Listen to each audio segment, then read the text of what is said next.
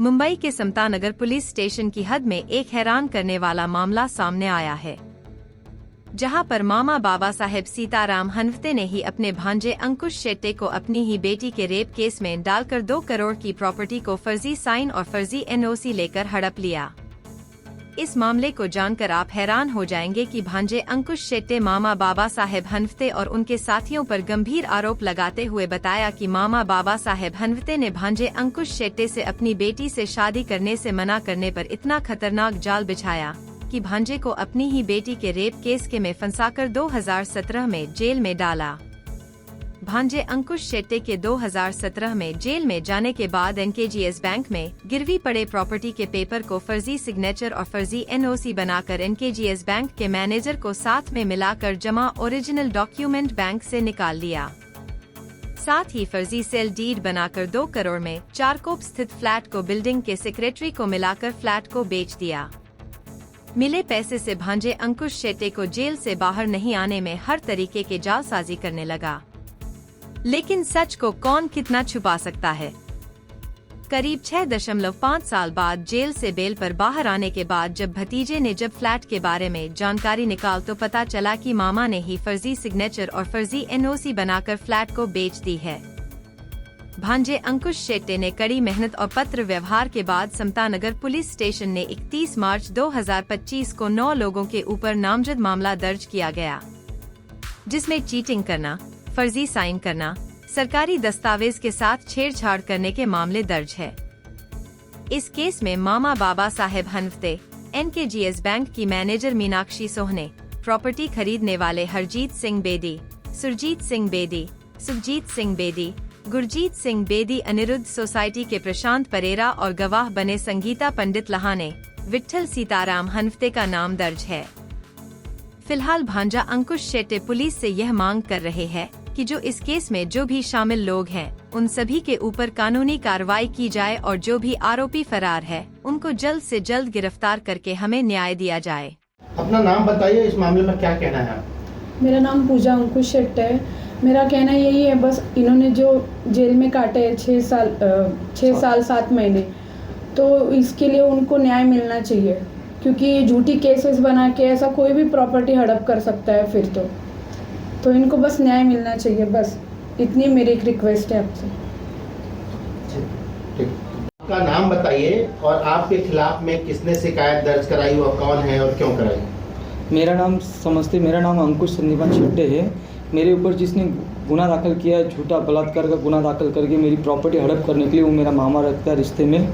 उसने जानबूझपूर्वक pre plan करके मेरे ऊपर केस बनाया है। मुझे पहला उसने धमकी दिया कि मेरे जो चारकोप में जो मेरा फ्लैट है वो 3 BHK का फ्लैट है, वो मेरा फ्लैट और मेरा 2 गाड़ी XUV 500 और एक 2 व्हीलर मेरा जो गाड़ी है वो उनके नाम पे ट्रांसफ़र करने के लिए उसने मेरे ऊपर दबाव डाला। तो मैंने उसके कंप्लेंट जाके पुलिस स्टेशन में NC दाखिल किया, उस कदीम पुलिस स्टेशन जालना में 6 फरवरी 2017 को।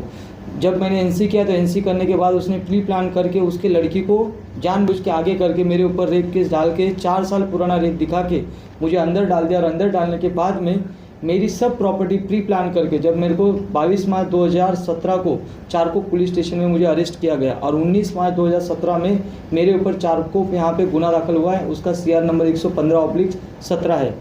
अरेस्ट करने के बाद 22 मार्च को अरेस्ट करने के बाद में जब मैं कस्टडी में गया तो ठाणे जेल में मेरे को 3 अप्रैल 2017 को मैं ठाणे जेल में बंद हुआ।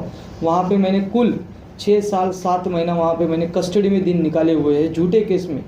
अंदर निकालने के बाद में जब मैंने अंदर से जब मेरे फ्लैट के ओरिजिनल एग्रीमेंट पेपर एनकेजीएस बैंक में गिरवी थे, मॉर्गेज थे, तब मैंने बैंक को वहाँ से लेटर लिखा कि मेरे ओरिजिनल एग्रीमेंट पेपर आप मुझे दे दीजिए वापस मेरे को कस्टडी में ला के। तब बैंक ने मुझे लेटर बाकायदा लिख के दिया कि ये प्रॉपर्टी के पेपर मैंने बाबा साहेब सीताराम हनवते को दे दिए हैं। बाकायदा वो मेरा उस केस में फरियादी था, उसको दे दिया है। तो मैंने बाहर आने के बाद ही लेटरबाजी किया, अंदर था तभी मैंने समतानगर पुलिस स्टेशन में लेटर किया कि मेरे साथ धोखाधड़ी हुआ है, आप इसके ऊपर FIR कीजिए। तब उन्होंने मुझे राइटिंग में समतानगर पुलिस स्टेशन ने लिख के दिया कि आप जब हमारे सामने मौजूद रहोगे तब हम उसके ऊपर कार्रवाई करेंगे।